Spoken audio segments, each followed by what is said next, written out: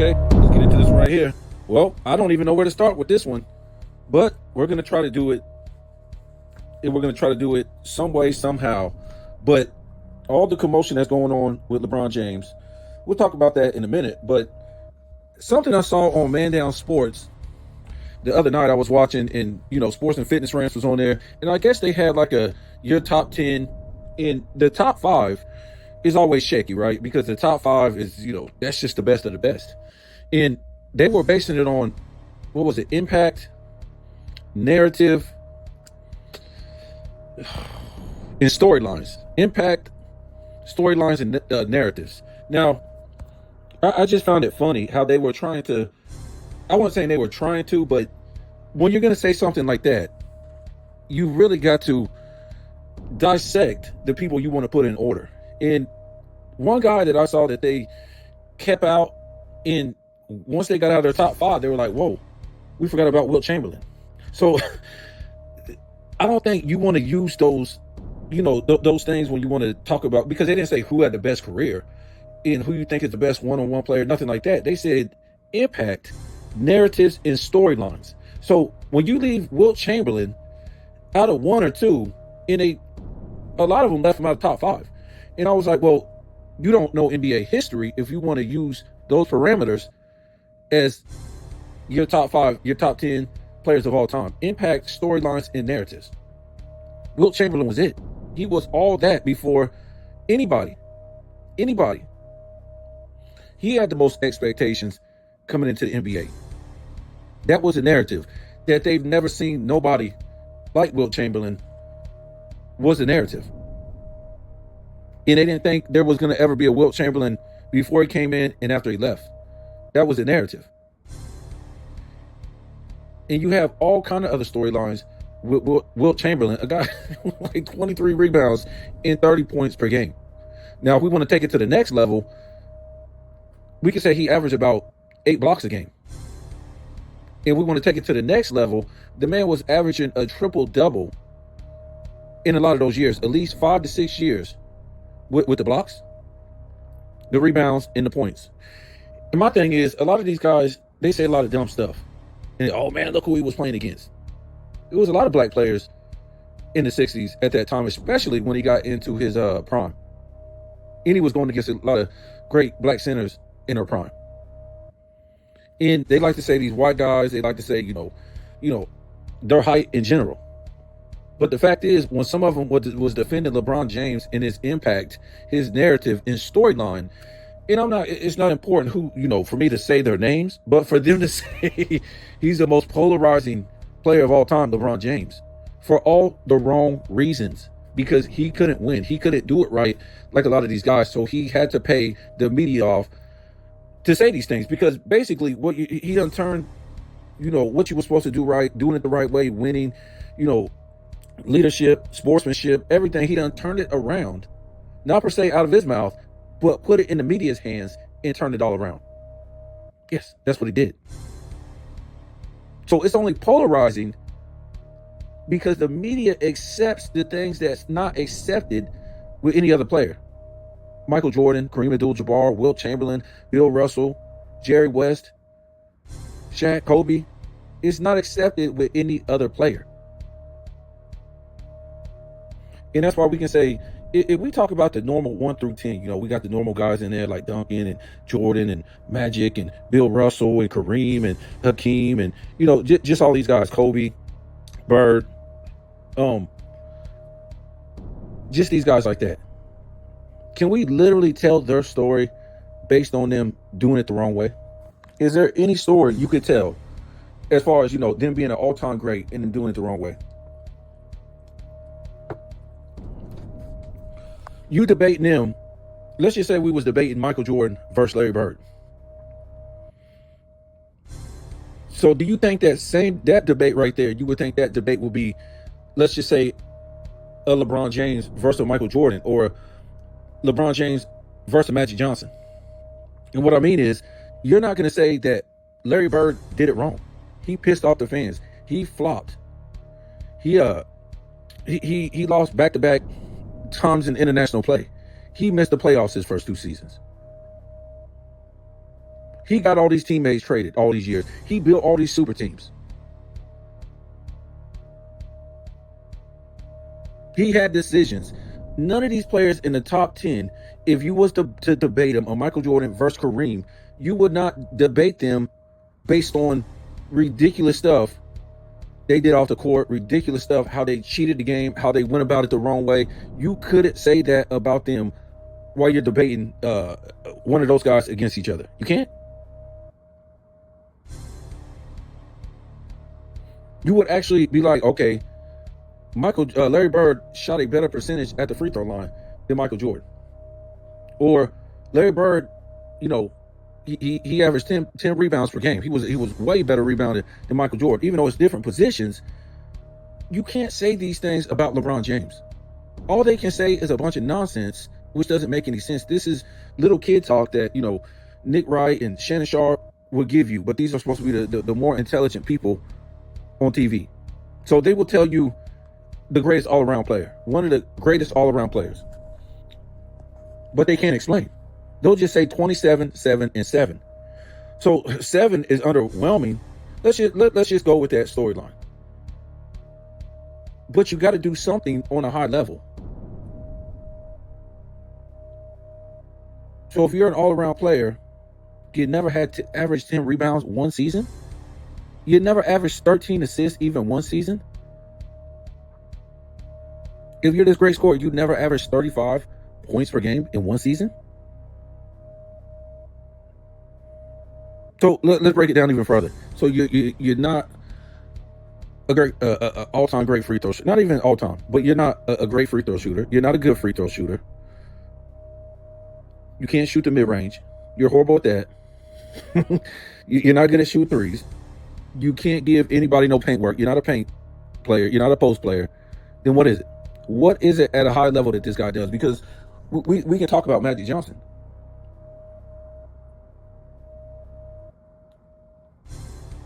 He's a good free throw shooter. If you want to say he's the all-time or the greatest floor general of all time, the greatest point guard of all time, and it goes by the numbers. Yes. We can say stuff about Kareem. We can say stuff about Wilt. We can say stuff about Tim Duncan. We can say stuff about Michael Jordan that would detail them about why we think they're so good. LeBron James has never did nothing on the high level to me. And if you think so, that's fine. But again, these other guys that's in the conversation or in the top 10, we really can't say nothing bad about them. LeBron James is the only guy that we can say cheated the game, went about it the wrong way, quit on his teams, playing for money, flopping, crying, carrying, traveling. They literally changed. You talking about changing the rules? They literally changed the rules so this guy can carry and travel. That's why you see carrying and travel today, right? Because if you called it on the rest of these guys, now this guy is accountable too. You got to hold him accountable for carrying and traveling all game. So now you got to let it go. Just like the thing we talked about Kevin Durant, right? LeBron James built 2 super teams before Kevin Durant did it once. So the league was basically like, and the league is in cahoots with Clutch Sports. So it's the same thing. So it's pretty much like, open the floodgates, because down the road, we don't want, this retarded kid who can't win like guys in the past, or can't just take take an L, and this is where he is in his career. So we don't want him to look that bad. So, let's open the floodgates for everybody else. They already opened the floodgates a long time ago for this guy and let him build 2 super teams. And he was unable to get at least the damn 500 with his super teams. But they were like, well, open the floodgates because, we need to look at other guys in the future. We can't just have this look bad on LeBron James and have it look bad on us as a league, like we were only letting him do it. So let Kevin Durant do it, let James Harden do it, let Russell, Russell Westbrook, let all these other guys do it too. Yeah, let them do it. This is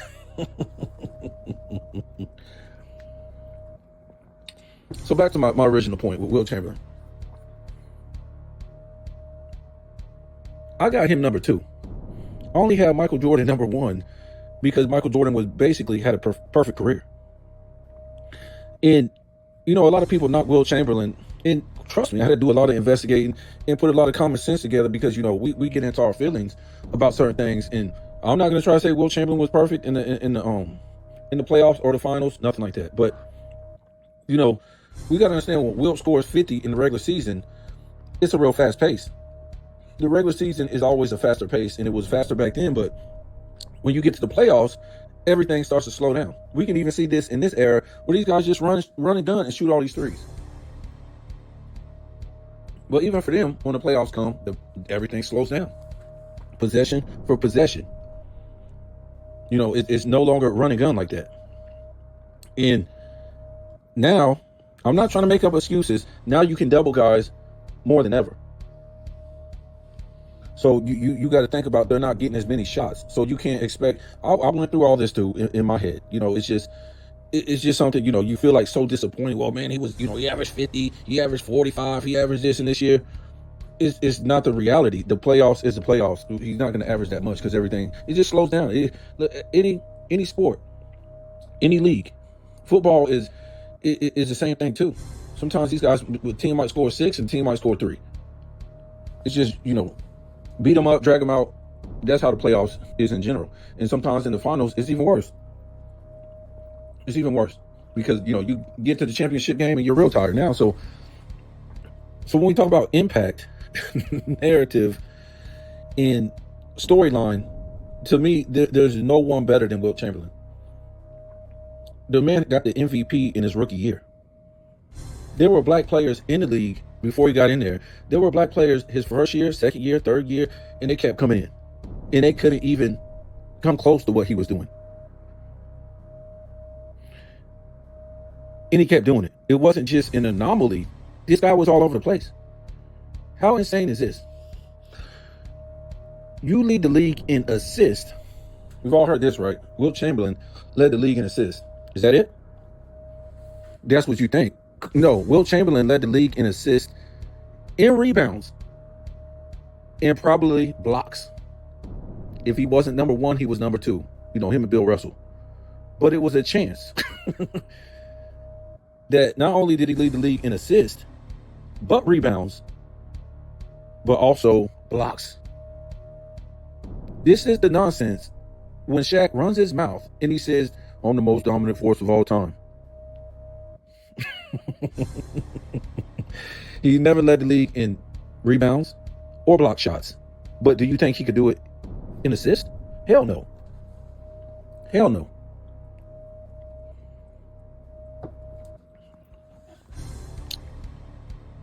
So all these things for Wilt Chamberlain, the storylines of, you know, what he was doing on the court, the impact he had on the court, well, the storylines off the court too. It was a lot of storylines off the court. This guy was, y'all got to remember, Wilt Chamberlain was the first athlete rock star. Was the first. He was the first, you know, I don't know what to say. It's Wilt Chamberlain. He, at his time, was more famous than LeBron James can even dream of. All these expectations, it wasn't just like Wilt Chamberlain got drafted and nobody knew him. No, this man has so many. It's mind blowing to sit here in the media literally lie about LeBron James had the most expectations in all this stuff coming into the NBA. He's not even close to what Wilt Chamberlain had. Hell, Wilt Chamberlain was a damn rock star coming into the NBA. And again, Wilt Chamberlain's rock star career is something LeBron James has never achieved, never reached, and not even close.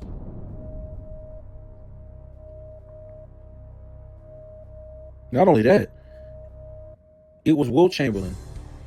Without Wilt Chamberlain, you probably don't have a Kareem Abdul-Jabbar. That's who Kareem Abdul-Jabbar looked up to and wanted to be like. Wilt Chamberlain. And so on and so on. When we go down the list with these all-time great centers, you know, Wilt Chamberlain is that dude. before Patrick Ewing, before Kareem, before Hakeem, before a lot of these guys, before Moses Malone, is Wilt Chamberlain. So to me, when I listen to these people, they could have picked something else to base the criteria on. But when you go with impact, storylines, and what was it, in narratives, see, narrative don't have to be something deceitful. It don't have to be something bad. And that's what the Unclutch Sports in the LeBron James camp has turned that into. No, but what I was saying is, for them to pick that as a standard of the 1 through 10, and they don't have Wilt Chamberlain at 1 or 2, it just tells me they don't know nothing about. They don't know nothing about past NBA history. They don't, because they didn't base it on winning. They base it on storylines, impact, and narratives. If that's the case, that's Wilt Chamberlain.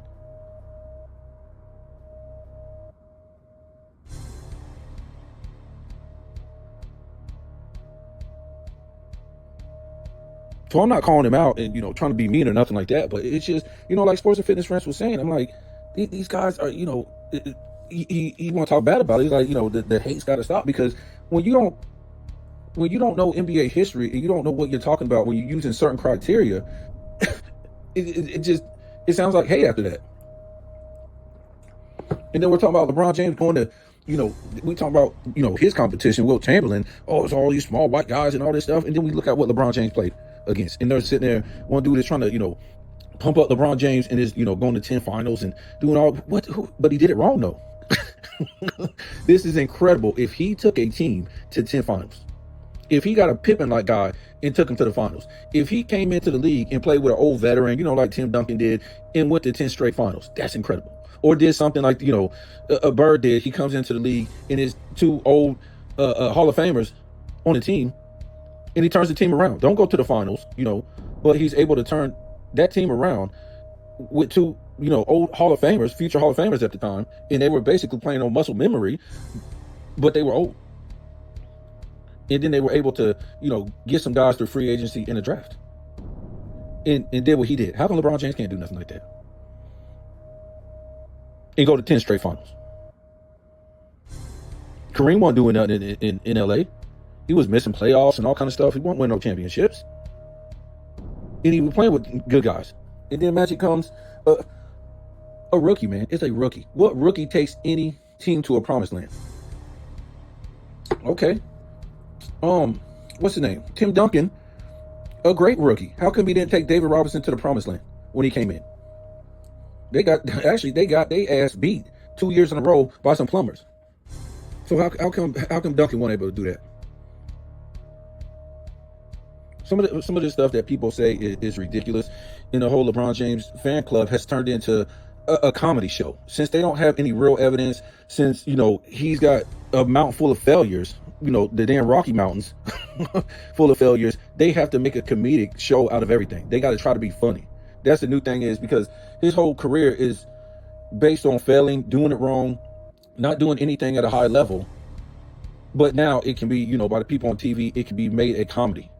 Because are you trying to be funny? You're supposed to be sports analyst, and you're saying these things. So it's pretty much, but they're telling you all this stuff about this guy with a straight face. Everything that's a lie, everything that's wrong, they're telling you that with a straight face.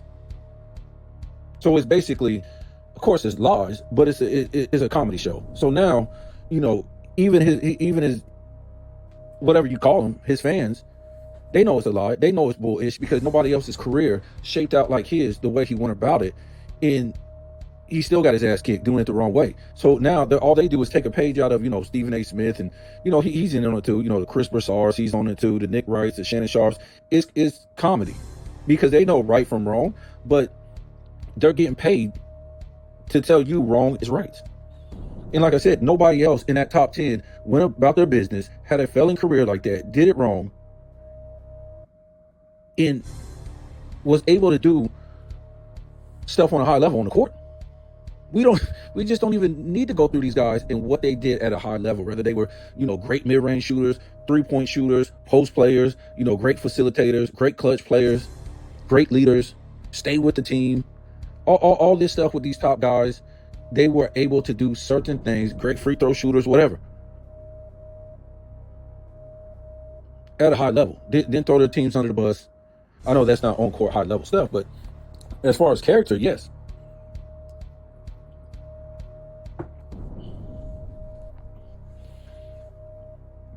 So now his career is just a comedy show. And at this point, I've already said this. You got to blame the NBA. You got to blame the NBA. This is the best they're going to give you, folks. Because when you looked on the court, especially in the 2020s, there's nothing to be had as far as, sports entertainment that's going to grab you, make you gravitate towards, I can't wait till I see this rivalry or this game, or, you know what I'm saying? You don't want to watch it. You don't even want to watch the first half the time. Because, the coaches are just stand-in coaches. They're fake. And, you know what I'm saying? They're not coaching these guys. Coaches don't go about their business like that, the way these coaches have in the 2020s. Coaches ain't like that. You remember seeing coaches with fire, coaches screaming at players. You blew an assignment. You wasn't supposed to be here. You did this. And he's throwing stuff, or he, going crazy on the sideline. When you come off the court, he's yelling all in your face. Stuff like that. You don't have a player telling you how you're going to run your team. No. You could just take bad shots in front. This is crazy. I just remember when I was growing up, the coach is like your father. That's what the coach is. Like one of your parents, but, even worse at times, because they're psychotic. They want to win. And they can't control winning because they're not on the court. So they're trying to, tell you what to do, in practice and all this stuff. They're even going crazy in practice. So when you get out on the court and the game gets going, you could just see the fire in these coaches, man. They're there for that. They're there for that. They get hired to be coaches, to act a certain way. You know what I'm saying? It's just like that, man. They get paid to do these things. So you just don't get that from them coaches today, because how can you get that from these coaches when they're allowed to carry, travel, flop, take bad shots? There's only one part of the game being played, chucking up a whole bunch of three-pointers, pick and pop. This isn't, you know what I'm saying? How coaches coach, they have like their own scheme, their own way of doing stuff for their team. But this seems like an organized league to where all coaches have to run the same play, run the same offense, do the same thing, blah, blah, blah. Because that's all you see on the court. And then you got the referees who ain't allowed to call violations in the game. So therefore, you don't even really have a real, professional league. You don't. And that's why I laugh when, I hear these people say, oh, this guy made this amount of money. They're proving me right every day. Luka Doncic, he gets like 3 year, 127 million. Who cares? I don't care. Do you care? Well, I guess you want to care if you're a Lakers fan, because now you're going to be paid more money. It's the reason why they throw all these contracts in your face, because you're going to say, damn, why they raise the price and other tickets, merch, ticket sales, parking, popcorn is $20, parking is $250, a little alcohol beverage is like $40. Yeah, because Luka Doncic got this new money, or whoever got this new money. That's why they're telling you. But are they worth this money? Hell no. Hell no. You've been convinced that a lot of these guys are worth this money because they're basketball players. And yes, we used to be convinced of this because we seen that they were the best in the world. Then how did we know they were the best in the world? Because in high school, it was competitive. And in college, it was competitive. So if you were that good in college, you were going to the pros. Because in high school, I don't know who you're playing. People who just trying out for the team. But in college, you're playing the best of the high school players. In the NBA, you're playing the best of the college players. So we always grew up and we saw, even in high school, we had, basketball in middle school, and it was real competitive. It was just like the best of the best. No holds bars. That was the best. So, back in my day, when you said, oh, Michael Jordan making $3 million this year, we actually believed they were worth it, because we saw the competitive nature growing up in our schools, on the playground and stuff like that. It was real. There's no competitive nature today. And then you look at the ratings, nobody's watching the trash in the 2020s. It's at least watch NBA of all time, the 2020s. Nobody's watching it. They're not selling any merch. TNT can afford the contract. They don't want to deal with it no more. ESPN, what is it? I think TNT is in on it a little bit, but ESPN and TNT is like together as like one between broadcast and studio. But TNT didn't want to take it head on like they had it. And then you got NBC on it. So there's like 3 different networks getting this because they can't afford it. Nobody's watching this trash no more, but they'll tell you that these networks are just jousting to pay billions of dollars for something that nobody's watching. How ridiculous is that? And I always told you, of course they're telling you this because they're trying to keep the NBA at a certain value. But it seems to me, all these owners, they went and sold these teams. All these big time teams sold in the last 5 years, including the Celtics, the Lakers, because the teams are going down the drain by the day as far as the real value. They can tell you anything they want on TV. It's a business. But when you think about reality and what they're really trying, and what, you know, the reality of what's going on, and you break things, you know, down in like increments, anybody can say anything, but they can't really explain it to you. And that's how you know it's a lie. You know, like the LeBron James thing lie. They can say stuff, but they can't really break it down to where it makes any sense at all. So now you see this thing where FYF, he's talking all this trash, talking about, you know, I think it was like a week or 2 weeks after Michael Jordan retired. In '93, the NBA stopped the gambling investigation. So basically, they've been trying to say Michael Jordan's father got killed because he owed a gambling debt. How stupid is that? Michael Jordan, by '93, was the richest athlete in the world. By '93, was probably the biggest known name across the world besides Michael Jackson. And you're trying to tell me that this man gambled, but couldn't pay his debt, and somebody came for his father and killed him. How ridiculous does that sound? Michael Jordan will pull out that money in a heartbeat here, even if he got to get it fronted. It makes no sense. I mean, if we want to go with a story that's, you know, somebody, you know, did that to his father out of spite or, you know, out of payback, whatever, it will be people who was jealous of Michael Jordan. Remember, not everybody likes you in this world. There's people who have haters or people who don't like you. Everybody does. And when you're that big of a figure, you know, maybe something like that. I'm not trying to say it did happen, but I'm just saying that would be more logical than what these idiots are saying, like FYF. He wants to. This is what's so crazy. You would go this far to say these type of things against Michael Jordan, to you know, as a LeBron James fan, to protect and put him up one notch for a guy who did it wrong.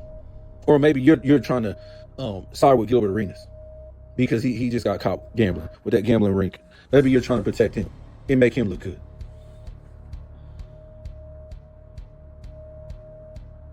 See the thing, let me tell you the difference. Whatever you want to think about Michael Jordan, he basically always has shied away from running his mouth and saying a whole bunch of ludicrous stuff and things like that. You see people like Gilbert Arenas, it just like got this roll runner mouth, and you know, things might come back to you. Things might come back to you. And that's all I'm going to say. But if any of this stuff is true, it's just insane. And to me, it's not nothing like, you know, I've already told you guys, I think it usually when they're trying to put this out here and show you one guy, I think is bigger than one guy. I don't know no names. I'm not, you know, here to say who or whatever like that. But usually more than one guy is doing this at his house. I don't think that he just came up with this by himself. And besides that, you know, I think it's something that they're trying to tell us this gambling thing is bigger than ever. And like I said, this is, when we look at the NBA has become a joke. You got the Morris twin, you have Shannon Sharp, you have Gilbert Arenas. All these people are associated with the NBA. And then you have LeBron James. All these guys have just, I won't put these other guys in the same boat with LeBron James, but these other guys promotes the image of the NBA, and the NBA basically has these guys working for them in some capacity. The NBA continues to be a bigger joke than what it already has become due to LeBron James. And like I said in the past, we can't just put this on this guy because everything that he has done and continues to do, the NBA hasn't separated itself from him. And what I mean is, this is a business. This is a company. However, they wanted to move on from this dude a long time ago. They could have either retire, get the hell out of here, or shut the hell up so we can start promoting the new next guy. If you can't stop shutting, because the promotion of him hasn't made the NBA any better. It's just made the NBA look like a me image of a guy who failed, did it wrong, and stuff like that. And the NBA is so scared to move on because we all know what the NBA has done. The NBA did the same thing that MLB did by bringing in all these international players and putting them at the forefront. The problem is, I'm sure the NBA has seen what happened to the MLB. Well, the MLB got all these international players to replace Americans, and it didn't work out. Because after the steroid scandal was over, the smoke cleared, and all you saw were these international players that couldn't speak no English, couldn't promote the game, and nobody cared. So the NBA is they basically have been using LeBron James for a clown show, for better or for worse. For better or for worse. Because they already saw what was going to happen after the 2000s.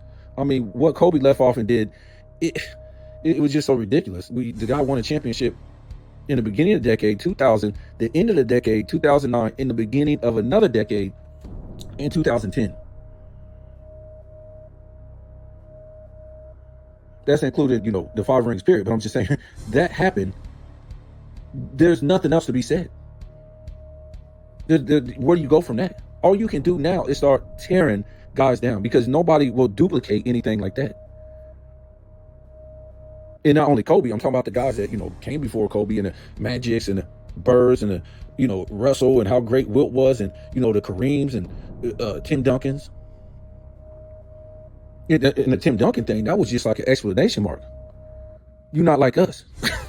2014 was basically, them kicking LeBron James' face in the mud, and with a foot on top of his back of his head in the mud. You ain't like us. That's what the Spurs and Tim Duncan did to LeBron James in 14. So again, the NBA really hasn't known what to do since then, because you don't have those great competitors like you had in the past. These are different people, man. Growing up in different times. As far as the players, growing up in different culture. They've been given money to play basketball. They haven't given money, been given money to compete in basketball is the problem. To be competitive. Yes, they're great players, but they haven't been given money to be competitive like these guys in the past. It's too much work for them. It's too much work when, when you say, Kareem comes in, he said, man, I want to be better than Wilt. We all know that's impossible, but he still wanted to do it. There's people who wanted to be, great rebounders. Maybe Moses Malone said, man, I want to rebound like Bill Russell. So, these guys took on some type of work ethic to where they was like, I need to do this. I need to get better at this. I'm going to get screened at by the coach, but still, I got to be out here doing it. I got to sacrifice. Michael Jordan, I want to be better than Dr. J and the Iceman. Championships are championships, but I'm talking about a competitive nature. I'm talking about a skill level of what you see on the court.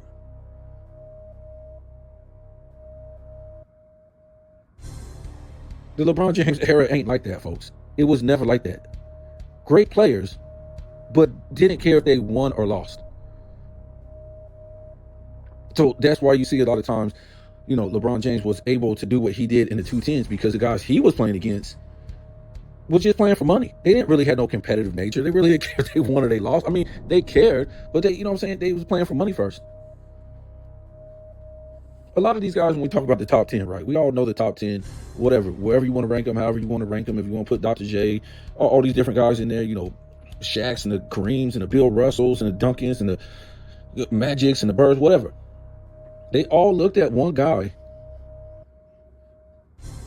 I can guarantee you, and said, I want to be better than that guy or as good. So they couldn't just say that.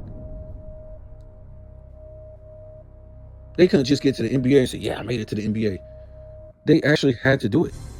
These days, what LeBron James has created is that the media can tell you all this nonsense and you will believe it, even though you're not seeing it with your eyes. They did that for him. So they have to do it with many other players. Because you got to remember, they got to get paid for a job. And now you hear a lot of these people backpedaling and saying all this stuff about, because it's the end of LeBron James' regime. And we don't want to hear it. We don't want to hear Colin Cowherd. We don't want to hear a lot of these people try to back out. You got to stay there. Stephen A. Smith, we can't wait for your day when you try to back out. We don't want to hear it.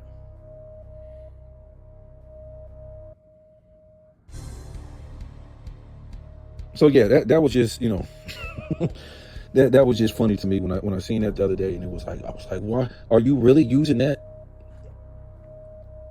You're really using those things as the greatest, top 10 of all time, narrative, impact, and storyline. And then some people, what's so crazy? It sounded like, they were basing it on how good they thought a player was based on the criteria that they laid out. Because for me, not to have Magic Johnson and Bird, it's right. You could leave out one of them, whatever. But how could you leave out both of them out the top 5, especially Magic Johnson?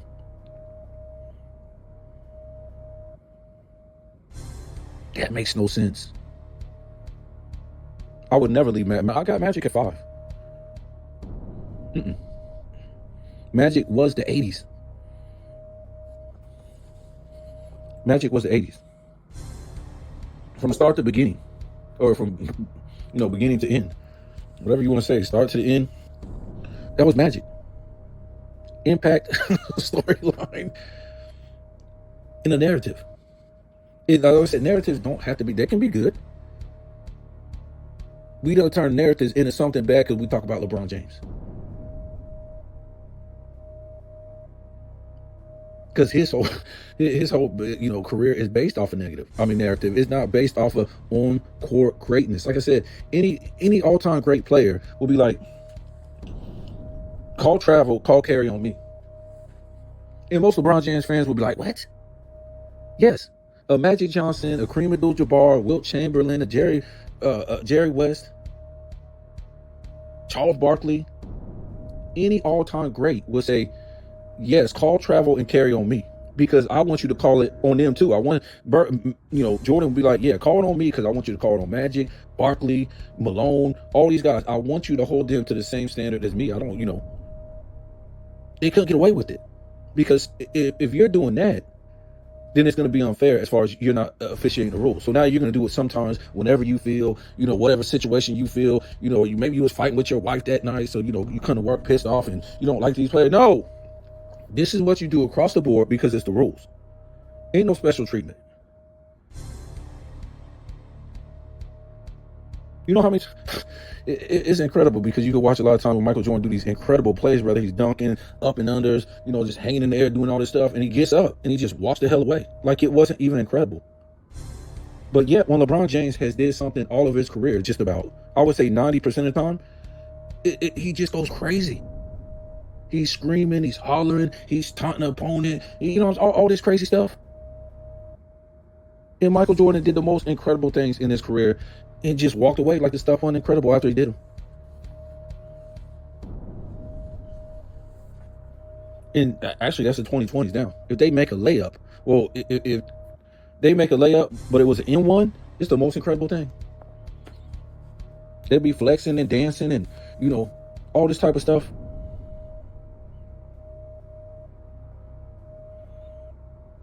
So yeah, I'm gonna get off of here. I know, a lot of guys are gonna give me a pushback against Wilt and stuff like that, but it is what it is, man. If you don't, my criteria or how I feel ain't gotta be how you feel, whatever. I'm not gonna bust your balls about that, but don't bust my balls about what I know. LeBron James, and maybe no player. I'm not just trying to pick on LeBron James, but in this instance, as far as impact, storyline, and narrative, there's no other player bigger than Wilt Chamberlain. It's not even close. Think about this. for LeBron James. He had the, I gotta laugh. It's just so funny. The most expectations coming into the NBA, folks. Think about what they said. He had the most expectations coming into the NBA. And like I said, this is why you can't just say stuff without explaining what you're saying. Detail it, catalog, whatever. Tell us why this guy had the most expectations. I'm going to give you 10 seconds to think about why they were saying this guy had the most pressure and the most expectations of anybody. And I'll tell you how ludicrous it sounds.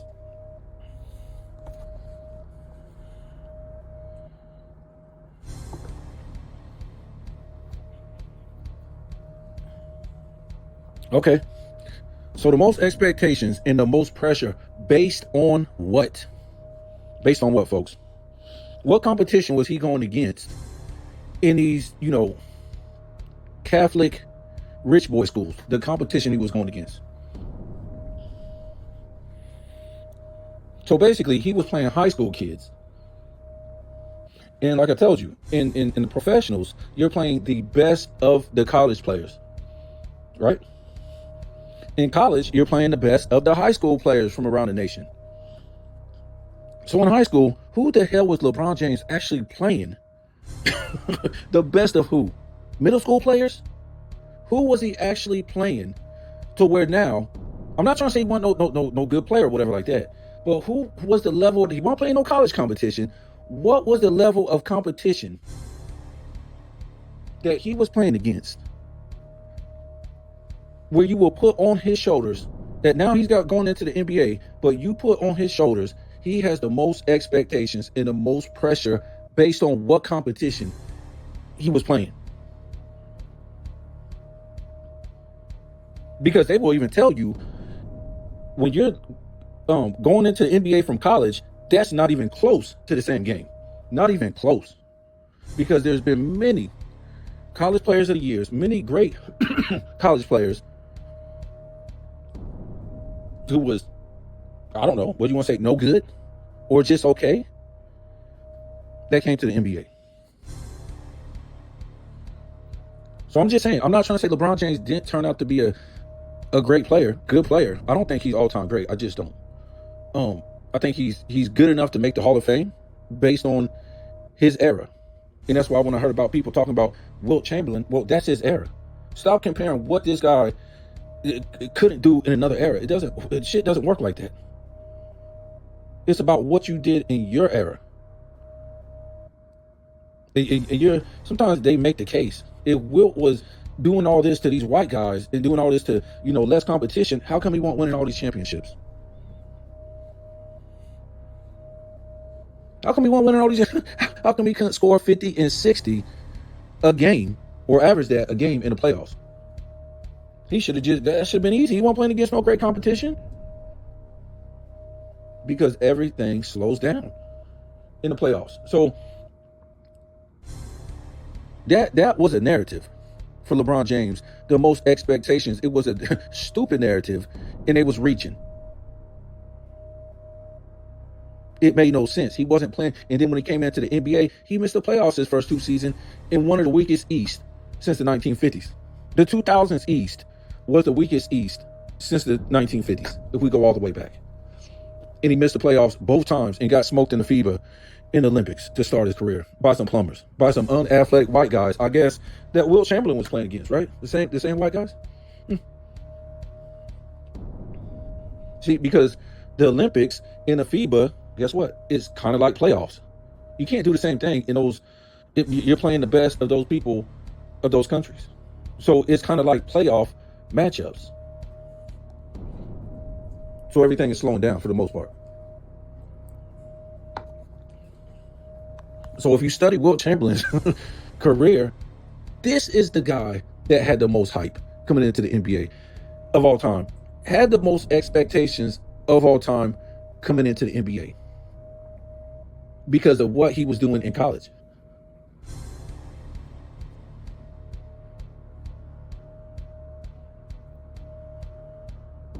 And there's many more people that had expectations coming into the NBA. Michael Jordan had some. We didn't know it was going to be We know he was going to be that good, but he had expectations. Hakeem had expectations. Kareem had expectations. Magic Johnson, Bird, Shaq. The list just goes on and on. We act like, and these guys had expectations based on the competition they were playing. And the majority of them, let's just say Tim Duncan, a lot of these guys, Michael Jordan, Tim Duncan, Kareem, Hakeem, Larry Bird, a lot of these guys, if they came back then, remember, we're not talking about a college career that they went 3-4 years and we really knew who they were, right? We really know, by the time they went into the NBA, these type of guys had great expectations to be these, maybe be all-time great players based on a college career. But if they just left from high school and went to the NBA, guess where they're going? They would go right to the bench like Kobe Bryant. Right to the bench. The NBA was tougher back then. Magic wasn't Magic coming out of high school. Bird wasn't Bird coming out of high school. Jordan wasn't Jordan. Hakeem wasn't Hakeem. So LeBron James was only LeBron James because they wanted to give him these expectations. Now, he's not the only guy that went from high school to high school to the NBA with expectations. But you got to look at the era he was coming into, 2003. It was a way weaker era in the NBA all time. Let's say if he came in 92, that would be hilarious, folks. He would never be a guy who could handle the ball. They would rip him up and down the court. Every pass. I'm not trying to say he was a bad, passer or whatever when he first came in, but he just wouldn't be starting. No time in the 90s, in my opinion, is he going to be able to handle the ball. They would rip his pocket. And he won't be able to play power forward. He can't play small forward because he can't shoot. He ain't quick enough to be, he doesn't rebound good enough.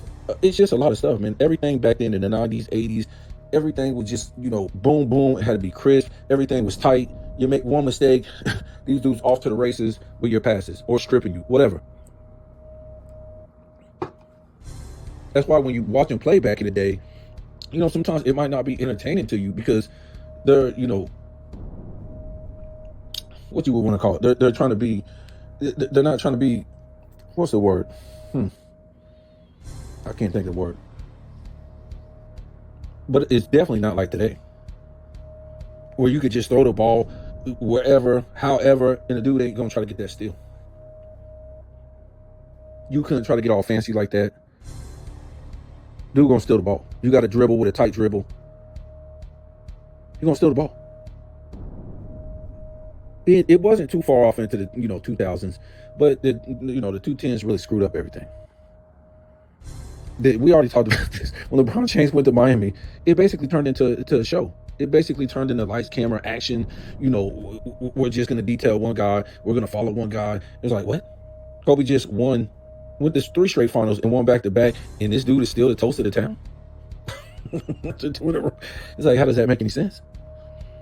So they weren't no longer into, winning. And then after he got his face smashed in by Tim Duncan in 14, it was still about him. But why? Nobody ever explained. How is it? This guy's still on a mission to catch Jordan.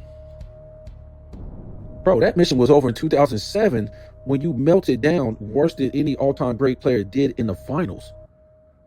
I won't care if your team shot, 16 for 115. What did you do? Because we saw Michael Jordan's team do that, but he didn't melt down. I mean, it's the most ridiculous thing you ever heard. Let's keep following this guy. For what? He don't have those all-time great skills, positional skills. He can't give you no paint work. He can't get a great free throw shooter. He can't give you no mid-range work. He can't give you no three-point work. What is it that you're following this guy around for? He can't say, this frustrating me, man. I'm going to just come play with you, Dwayne Wade. Nope. He got to get Chris Bosh, too. You got to rearrange the whole damn team, too, because there's so many, what I want to call it, so many shortcomings for this guy. Everybody has to, make up for this, make up for that, be alert for this, all these. I'm coming home. I got to show you some direction, Kyrie. You're the up-and-coming player with the Cavs, but I got to show you some direction. So I'm going to come there. Nope. Come on, Kevin Love. And I got to rearrange the whole team because I got a lot of shortcomings. This is the guy the NBA has been following for all these years. What a joke. What a joke of a sports league this league has become. It's crazy. And this is the league that, Kobe Bryant left, for this failure. Tim Duncan and the Magic Johnsons and the Shaqs and the Kareems and the Wilts and the Birds, all these guys. This is the league they left for this guy to take down the drain. And the NBA was okay with it. Because the NBA said, well, what we'll do is we're bringing all these international players, act like we're paying them these big contracts. We're not. For entertainment value. And while we're bringing them in here for cheap labor, we'll use, because it's going to be like the MLB soon. It already really is. Nobody cares about these international players. They can't promote the game. They can't. And I'm not just talking about international white players. I'm talking about all the international players in general, black, white, whatever it is, Middle Eastern, Spanish. They're not American people that's promoting an American game. That's the MLB. So in turn, we'll use LeBron James as the entertainment. And then when he's gone, we'll use his son as the entertainment. So the entertainment doesn't mean winning or doing it right. It's just entertainment to get you a storyline. That's it. They don't care if it's bad. They don't care if it's the wrong way. They don't care. Because they was unable, after these guys I told you, the Michael Jordans, the Kobes, the Kevin Garnett's, the Dirk Nowitzki's, these guys don't have it in them to get to the top to do it the right way. James Harden ain't gonna say, man, call carry on me, man, call travel on me, call flopping on me. I want to be held to the same standard as Larry Bird, Magic Johnson, Michael Jordan, Bill Russell. Call that on me so you can call it on Russell Westbrook. No, they ain't gonna say that. They ain't gonna say that. So what I'm trying to tell you is something real. So now you got his son in here. He's going to be the next entertainment. Because how he got into the league was the wrong way. How LeBron James got his spotlight was the wrong way. As far as his spotlight to be at number 2 and to be in the top 10, be in the top 5, the wrong way. Because this is what the NBA cares about now. They care about, they just care about, if you say their players' names, it's associated with the NBA. What happened with Gilbert Arenas is associated with the NBA. He was an NBA player. So anything that happens with a player or, something like that has to do with the NBA. So this is how the NBA has decided to sell itself on just any pub, is even bad pub is good pub. This is the NBA. So you haven't seen no on-court greatness for a hot minute and don't expect to see any on-court greatness for a long time. It's not going to exist. Because for one, you don't have those type of guys no more that's going to put forth the commitment for these things of these guys in the past who were competitors, who wanted to be held to a standard on the court and want to do things the right way. There's no way in this world, if Kareem went about his business like these dudes go about their business, whether it's the way they play, carry, travel, podcasts, dispatch players, just do all this stupid stuff. There's no way that the people would say he's better than Wilt Chamberlain before him or Bill Russell. There's no way that there could be any debate between them. If Kareem was traveling and carrying up and down the court and flopping and doing all this stuff, walking out of games early, switching team to team to team, all this stuff. But they will still tell you these players that do everything the opposite of what these guys did in the past, of their standard that they was held to get where they had to get to. They will tell you that these players, LeBron James and his era guys, are better than those players because these players today have did everything the wrong way. Ain't that crazy? And they will tell you this because they have to sell the NBA. These guys, it's the only way that Stephen A. Smith, the Nick Rice, the Shannon Sharps, all these fools can get a paycheck. Even the dudes lying about these NBA players today, they're sold this, they're sold that. Then why doesn't anybody care to watch them? It doesn't make any sense. Oh man, this is such a great movie, man.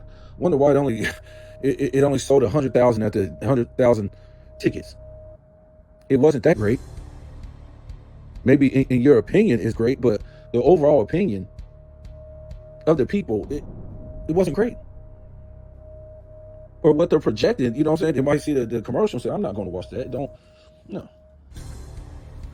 Or the review from people who watched it said, no, don't go watch that movie. Nah. So nobody's going to watch it. The proof is in the pudding. The NBA is scrambling to save its image. That's why they're bringing in Michael Jordan, all these people.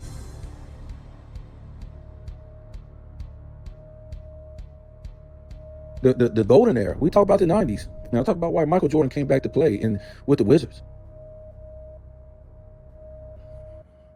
The ratings wasn't the same, folks. The ratings wasn't the same. And yes, they'll tell you this dumb story about, yeah, Michael Jordan came back to get own half of the Wizards. How dumb does this sound? So he said, yeah, I don't need no verbal contract. I don't need no written contract. I just believe you, man. So he jumps out on the court. He just starts balling, playing basketball, and tears his knee up, does all this stuff, bringing in extra money for the NBA in general, for the Wizards, merch, all this stuff. And then he retires again. And the owner of the Wizards says, psych, I was just playing. First of all, I don't even think nobody would do that to Michael Jordan in the first place. I just don't think they would do it. Contract or no contract. I just don't think they would do that to Michael Jordan. Second of all, Michael Jordan is not dumb enough. He's not that dumb to have a chance to own a billionaire franchise, NBA franchise, without nothing in writing. That makes no sense. How stupid is that? People actually believe it. Because that's just how this world is. Everybody wants to be told what to think. They don't want to think because sometimes thinking hurts your feelings. And why is that? Because when you think, you've been lied to about a lot of stuff. And for grown men, this shouldn't even be an option for you to think and have your feelings hurt. But this is the world we live in now, where we have grown men who refuse to think because they will get their feelings hurt. So instead, what they do, they get emotional like women. That's why men and women don't get along, because women are supposed to be emotional. But, all this soy that men are eating, and that's why they got most of them have men boobs because of this, because they're ingesting so much soy in all their food. Look on the label, soy. They're emotional like women. So when you tell them something outside of what they've been told, not what they done thought of, not what they done pieced together for themselves, because you can come to a conclusion by piecing things together through an investigation. That's how investigators do. That's how they come up with the with the truth of the investigation, and they solve the crime. They're able to think through clues, and they find clues and stuff like that, folks. But most people, they just want to be told something by somebody who, is wearing a suit and tie, talks real, proper, says all these big words because they got a big vocabulary, and most of these words that they say mean absolutely nothing.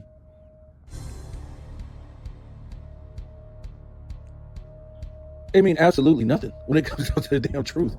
So again, it's okay to think, man. And when you think, it's gonna hurt your feelings. It don't hurt my feelings, because when you think, you're gonna know the truth about a lot of stuff. And that's why people who think know the truth, and they take advantage of people who don't know the truth. And that's basically how this world is ran. The people who are able to think for themselves are then able to take advantage of the people who are scared to think because their feelings are hurt. They just can't believe anything like that would be happening, or that happened, or it could be true. So their feelings are hurt.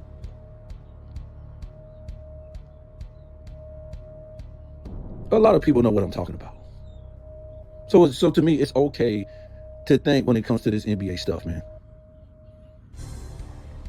Just because somebody tells you a certain thing. And I'm not trying to say it's not true because somebody tells you something, but it's okay to think. A lot of stuff is a lie when you hear the same, everybody saying the same stuff. Usually when you hear everybody saying the same stuff, a lot of it's a lie. And a lot of times you're not unique, you're not different. We'll hear that from people. Man, I'm unique, I'm different. And then you hear all these people saying the same stuff, whether it has to do with, the education system, religion, politics. Like I thought all these people were different. They're all saying the same stuff. And then somebody comes around and says something totally different than what they're saying. And watch the look on their face. They'll look at you like they done seen a ghost. Like you done got the hell out of line. You done got this dude crazy. How dare he think for himself?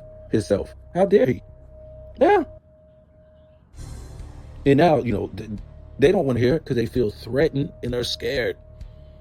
That's what they really feel like inside. They feel like, they're threatened or scared that you're thinking for yourself. They don't like that. They like to be told what to think. And who was they told that by? They were told by the people who was controlling people, making money off of them, getting them to argue and fight with each other, telling them half truths, all this stuff. I'm trying to tell you, man, this ain't talking about the NBA, solely by itself, but a lot of people need to wake up, man.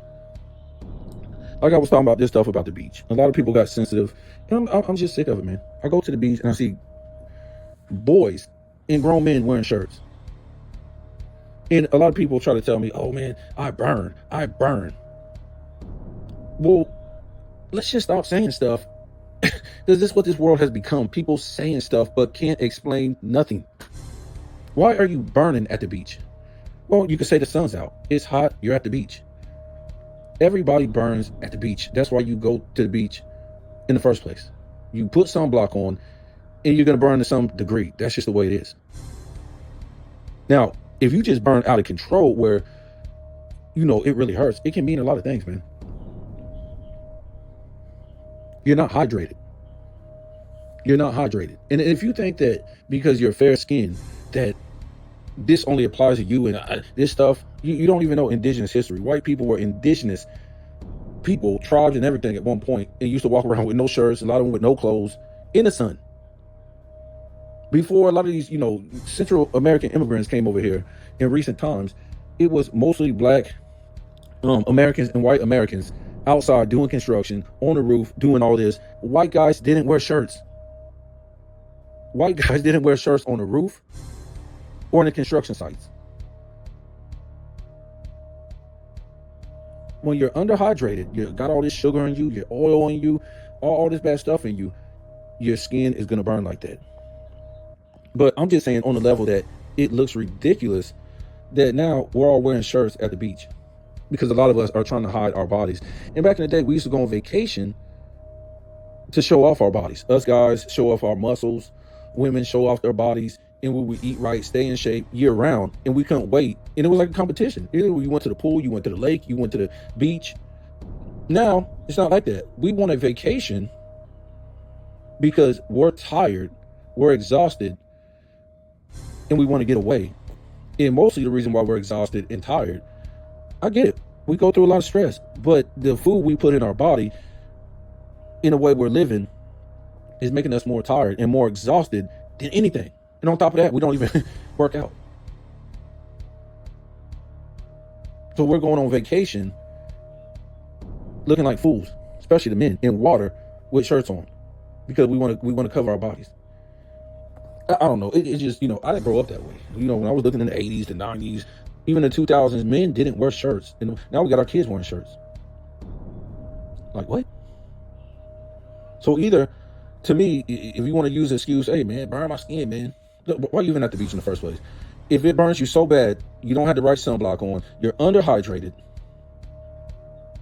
or you're trying to hide your body. Either way, we need to change these things, because it used to be you go to the beach and it was something to be seen. You know what I'm saying? It was like a competition to me. Like when I go out of this country, right, and I go to maybe Dominican Republic or Puerto Rico or, Costa Rica or some other beaches, oh my God, you won't even believe what you see in the women. It's like 8 out of 10 of them is like a damn 10. Their bodies and everything.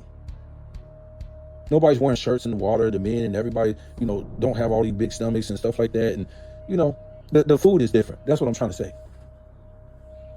But you go, like I said, you go to the beach now, there's basically no eye candy at the beach. And the thing with me, we know one thing, right? We know, okay, some people, we're going on vacation next time in June 12th, whatever. Okay, let's, when that time comes around, let's try to, work on ourselves before we go. Maybe like a month before, 2 months before, 6 months before, a year before. It's a goal. So when you get on vacation, you can look good and feel good. Because most people I see on vacation, they only go on vacation to get away from work, which we all do, but they're exhausted. You could tell by the way they look.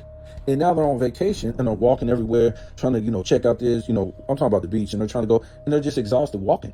And then they're buying more sugar, more oil, more of this. It's not really a relaxing vacation to me. This will be the time, if you treated your body right and you exercise, now you go on vacation and you eat whatever. You eat all this crazy ass shit, all this processed food.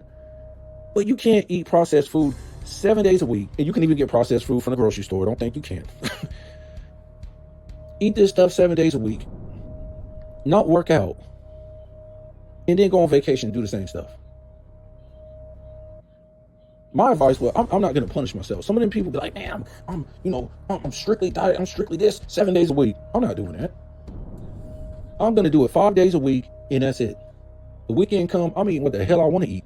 That's what your body is made for. If you put bad shit in your body, it can process the shit out of your body. So if I eat bad processed food on the weekend, it's going to process that shit out of my body. But if you're eating processed food 7 days a week, or bad food, all this sugar, all this oil, all this, GMO this and all this chemical this, 7 days a week, your body ain't made for that. Your body ain't made for that. You start losing your hair. You start getting fat. The women have no asses. The men have boobs. This is from processed food and sugar. Sports and Fitness Rams was saying something the other day about these women care more about their hair and all this stuff than their actual body, and that's true. But at the same time, these women, it's just crazy when you see how women carry themselves as far as, what they don't care what they look like these days. It's nuts. And they'll be in the store buying a big ass soda, walking out, look like they already got diabetes. I'm like, this is real drugs, folks. This is real drugs. When you look like this and you're still eating like this, these foods are drugs, processed food. And also, these women care more about what their house looks like than the outside of their body, right? They'll be at the store buying all these trinkets and buying this for the house, buying that for the house, and they got a beautiful, cozy house. But look at them. They don't care. You care more about this stuff than your own health and what you look like on the outside. Like, it's just surprising, man, how many women have given up on themselves in the United States. Just crazy. Anyways, I'm gonna get off this phone. I'm not trying to beat up on nobody. I'm just saying we need to get back to health. It only takes like an hour. Some people have 2 hours to exercise, work out, and eat right. Stop buying all this trash at the supermarket. Meats and vegetables. That's all you need, folks. You really don't even need carbs. Unless you're going to work out, you don't need carbs. It's all a lie. You don't need sugar. You don't need none of this. All you need is meat and vegetables. And if you know how to cook it, you won't sit here. You won't be tripping. Oh man, I ain't just going to eat meats and vegetables. That's what we ate back in the day. Meats and vegetables. That's all we used to eat. And get rid of the vegetable oil, because that shit, that's going to make you fat real fast. So